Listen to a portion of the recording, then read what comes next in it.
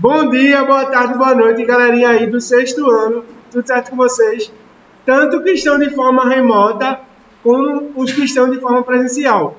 Meu nome é Celso Lucas e eu sou professor de vocês de ciências, certo?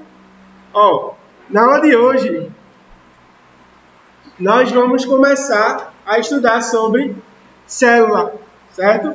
A célula, ela é conhecida como unidade da vida, como está aí na página 104 do caderno de vocês, do livro de vocês, me desculpem, célula, a unidade da vida. Bom, vocês já pararam para pensar na vida de vocês o que faz nosso corpo funcionar? O que faz nosso cabelo crescer? O que produz o xixi? O que faz nossa pele descascar? O que faz nossa alimentação passar pelo nosso sistema digestório? Tudo isso, quem vai fazer em forma microscópica são as células, certo? Mas o que é uma célula? Bom, uma célula vai ser definida como uma unidade morfofuncional. O que é isso? Essa palavra é tão difícil. Morfofuncional.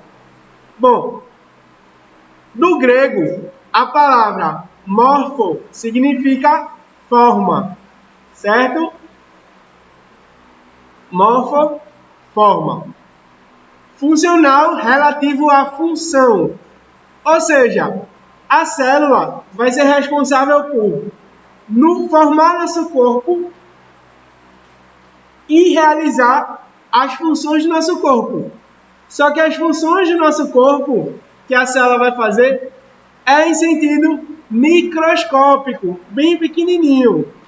Então, por exemplo, quando a célula está produzindo o cabelo, cada célula faz um pouquinho de cabelo ou um pouquinho de unha e aí vai juntando um pouquinho, mais um pouquinho e se torna muito, certo?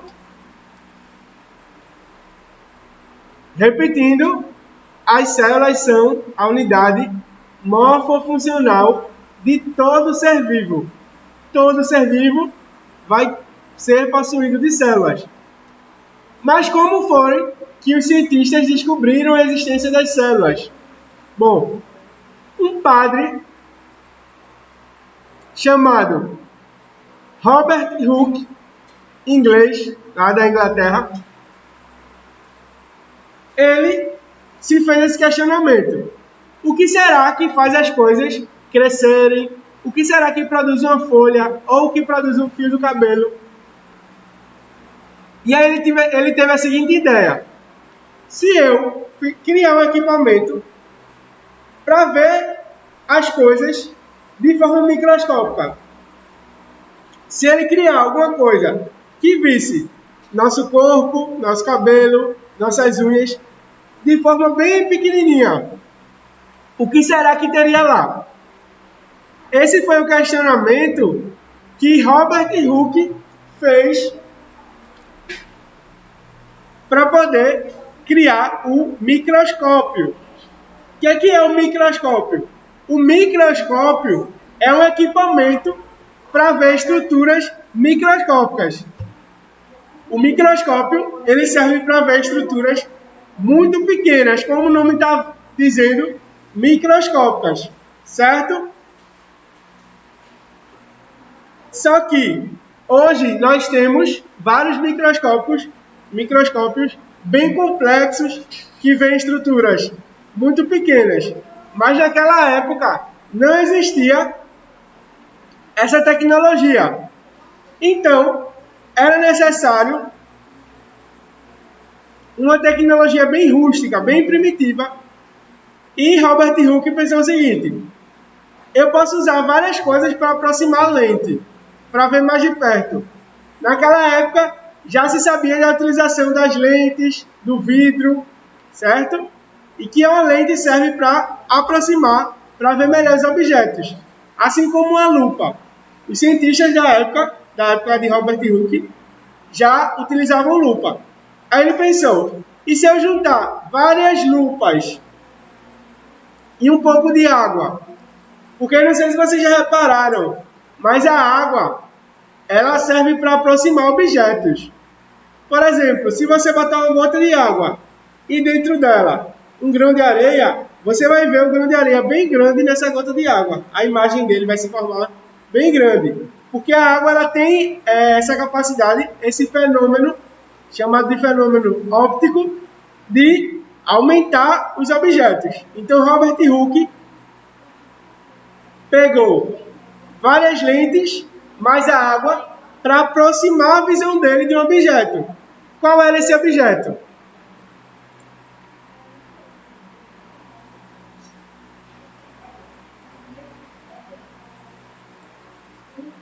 Ele escolheu um objeto bem específico. Na verdade, uma planta, não uma árvore, bem específica.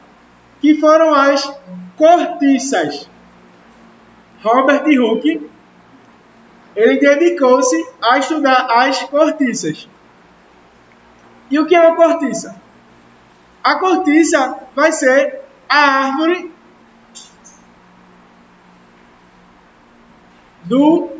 da azeitona. Certo? Não tem azeitona verde e roxa. A árvore que vai dar azeitona é chamada de cortiça. Só que a cortiça, ela tem esse nome da árvore, mas também é a tampa do vinho. Certo? Não tem, acho que vocês já viram em televisão, em casamento, etc. Ano novo, que as pessoas tiram as cortiças e fazem aquele barulho. E o vinho sai. Vinho, champanhe, etc.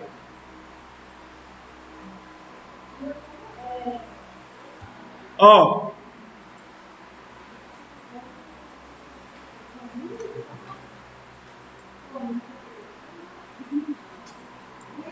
E quando ele pegou um pedaço da cortiça e botou nesse microscópio caseiro, ele viu as chamadas celas, certo?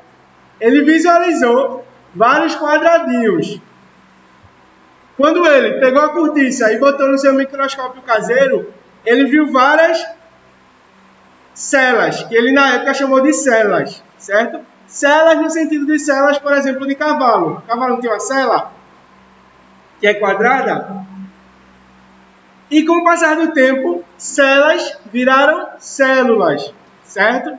Por quê? Celas vem do latim espaço vazio. Por quê? Quando ele pegou um pedaço da cortiça e botou lá no microscópio primitivo, caseiro dele, ele viu vários quadrados vazios, certo? Só que na época ele não entendeu muito bem. Então ele disse que esses quadrados vazios iam segurar estruturas vivas dentro delas. Assim como uma cela de cavalo segura um cavalo vivo dentro dela. Certo? E aí começou-se a conceituar o que seria uma célula.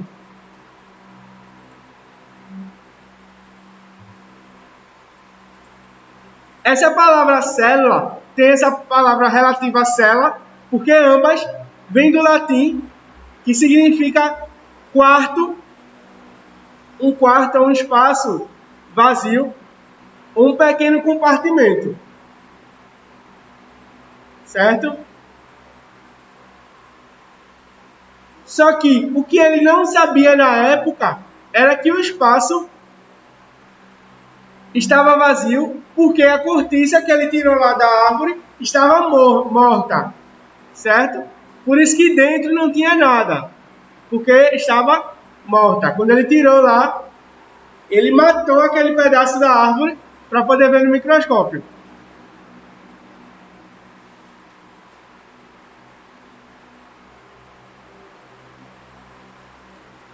Outra pessoa, em 1838, chamado Matthias Sheldon, ele falou que todos os vegetais são formados por células, certo? E outro zoólogo, botânicos são pessoas que estudam as plantas, certo? A área das ciências que estuda as plantas, árvores, é chamada de botânica. E zoologia é a área das ciências que estuda os animais. Só vocês lembrarem, zoológico, zoologia. Zoo, zoom, isso significa animais, certo? Do latim também. Repetindo, zoologia, área das ciências naturais, que estuda os animais, e botânica, área das ciências naturais, que estuda as plantas, certo?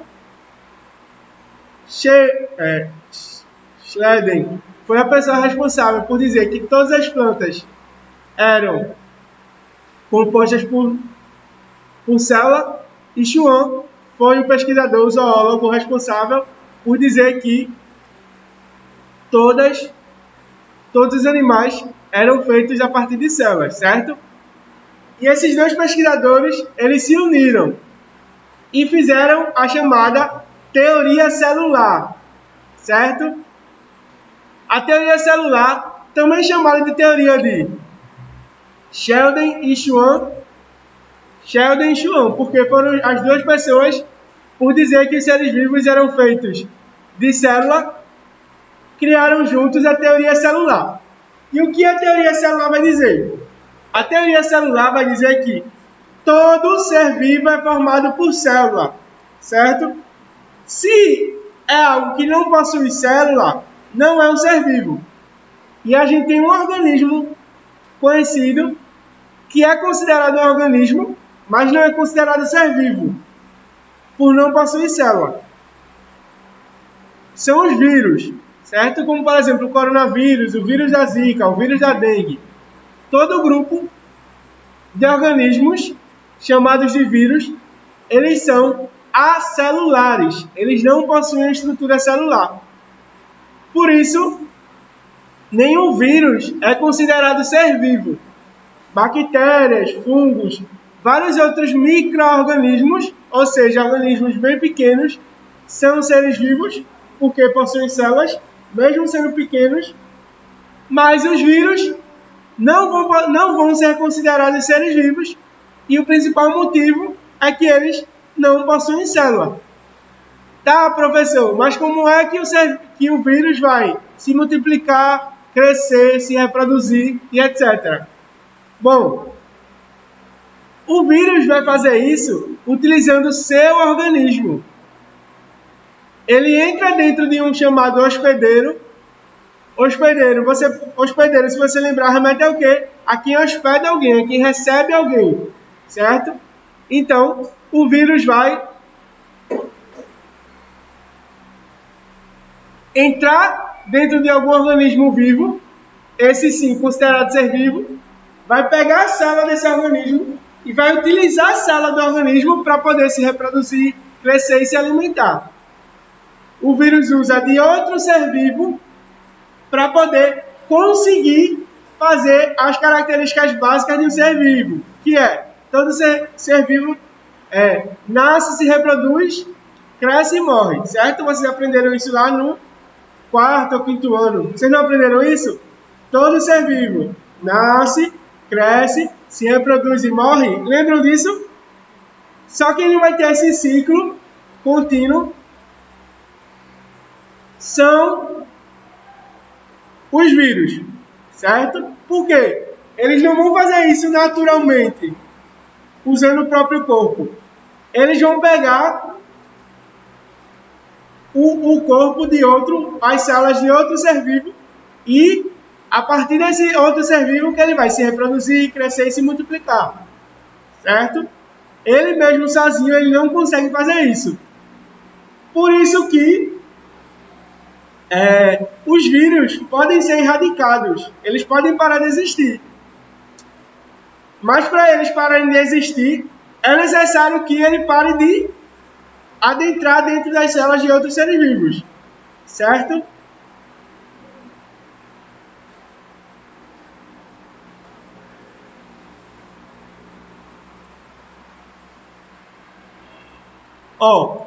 Outro cientista, Rudolf Virchow, ele declarou que as células só poderiam se originar de outras células pré-existentes, esclarecendo os questionamentos sobre a origem celular. Ou seja, A teoria celular, ela foi acrescida, ela foi acrescentada de outra teoria. Então, a gente tem duas informações importantes.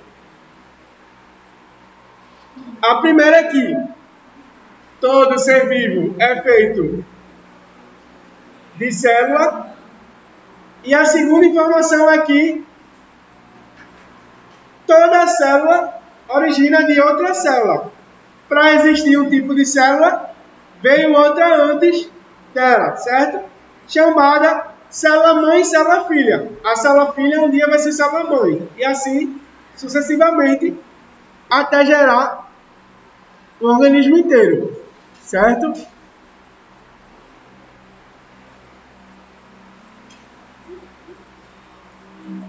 Ó, outra coisa muito importante.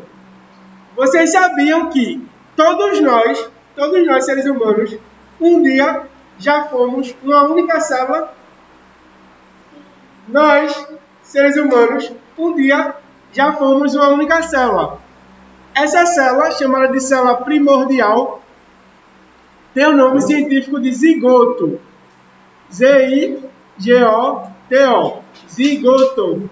E o zigoto vai ser a primeira célula que vai fazer com que nós existimos, certo? Como assim? Uma única célula vai poder se multiplicar de forma desordenada no início, aí depois ela se organiza para poder gerar um ser vivo inteiro, certo? Na matemática, vocês aprendem que uma divisão, por exemplo, 10 dividido por 2 vai dar 5. Ou seja, 5 vai ser menor do que 10. Na matemática, divisão diminui o valor. Certo? Vou repetir. Na matemática, a divisão diminui o valor. Só que em ciências, preste atenção nisso, em ciências, principalmente aqui nessa área celular, divisão aumenta o valor. Uma divisão, quando o organismo se divide, ele não diminui o seu número, ele só aumenta. Por quê? Se eu tenho um organismo e ele se divide, eu vou ter 2 organismos. Se esses 2 organismos se dividem, eu vou ter 4 organismos. Certo? Vou repetir aqui, caso não tenha ficado claro para alguém. Na matemática, divisão diminui o valor. Só que em ciências, as células, quando elas se dividem, elas aumentam o seu número e não diminuem. Certo?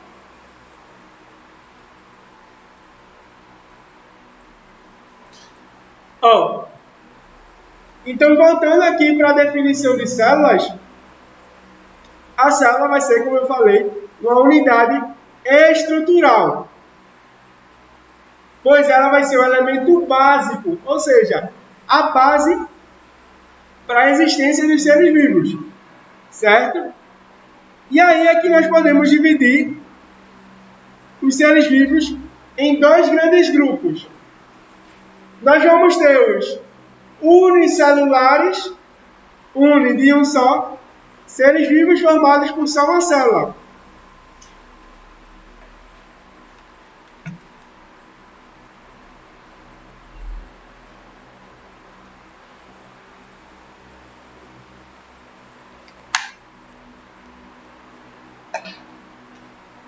E vamos ter os pluricelulares.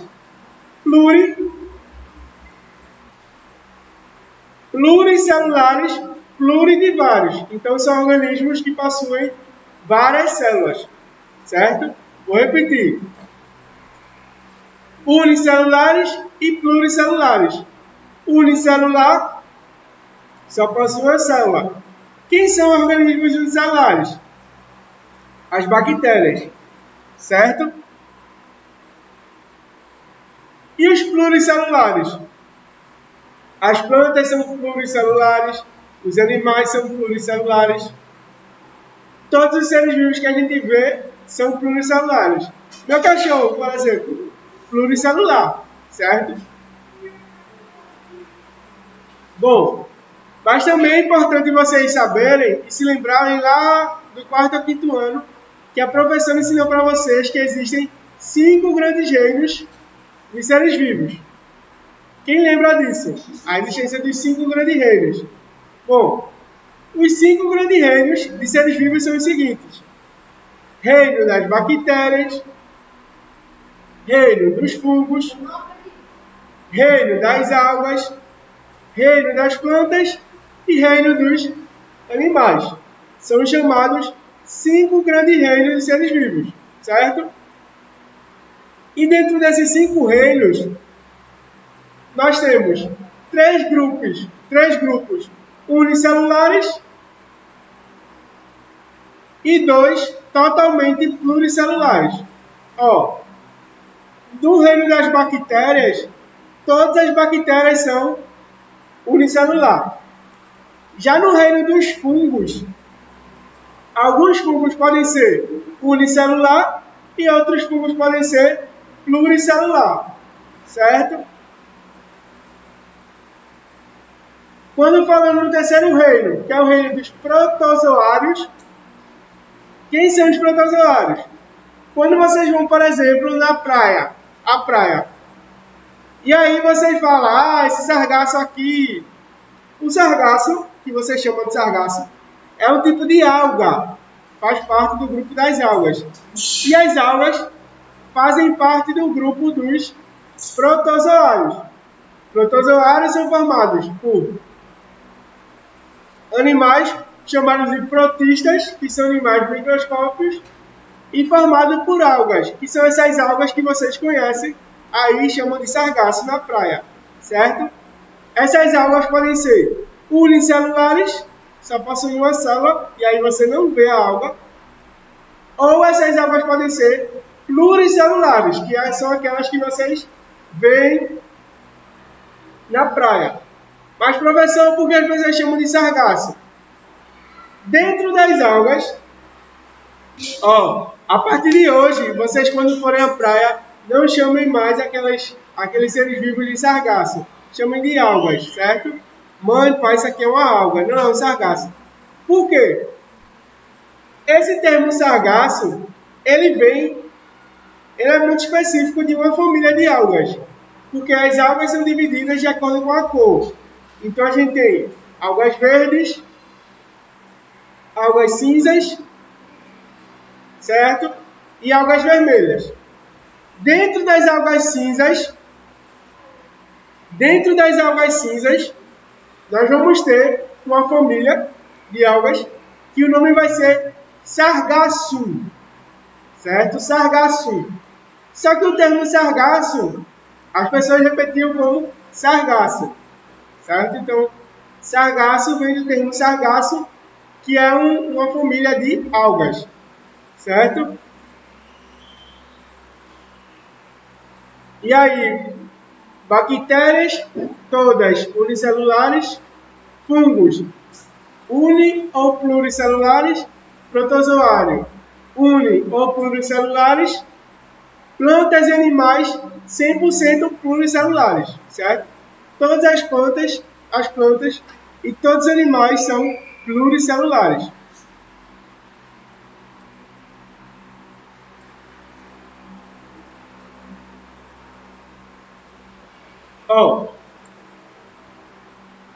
As células, elas vão possuir estruturas pertencentes a elas. É como se a gente tem uma empresa. Uma empresa, ela vai ter as partes, a entrada da empresa, o centro da empresa, ou até mesmo a indústria. Não vai ser assim? Nós vamos ter a entrada da indústria, os trabalhadores e o centro onde fica o dono da indústria.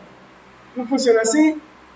A célula vai ser do mesmo jeito, só que ela vai ter 3 partes gerais, certo? Quais são essas partes?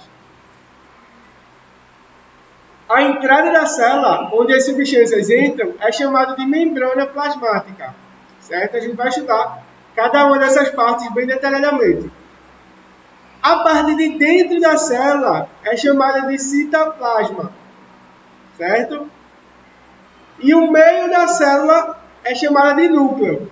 Ou seja, as células são compostas por 3 partes: membrana, citoplasma e núcleo, certo?